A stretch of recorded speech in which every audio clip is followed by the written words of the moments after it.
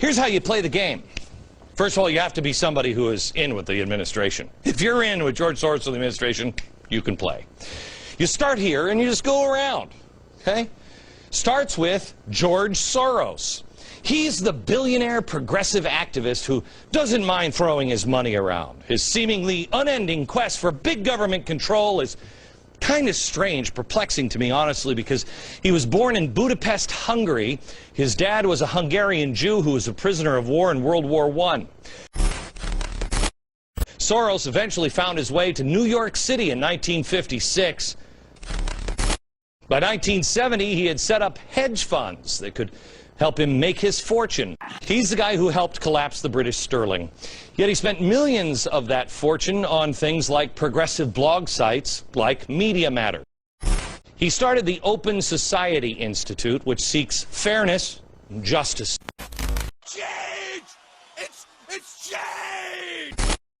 He also helped start the Tides Foundation, which among its many super classics are the anti-capitalist Story of Stuff indoctrination video. That's George Soros money.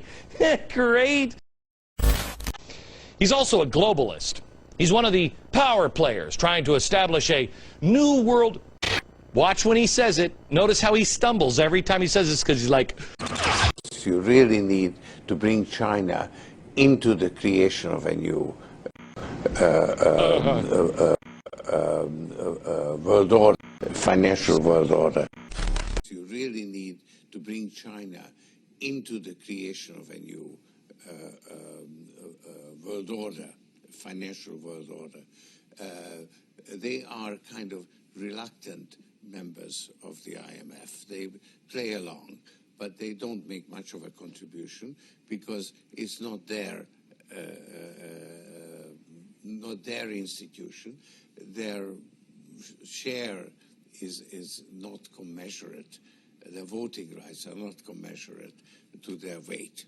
So I think you need a new world order that China has to be part of the process of creating it, and they have to buy in. They have to own it the same way as, let's say, the United States owns the Washington Consensus, the current order.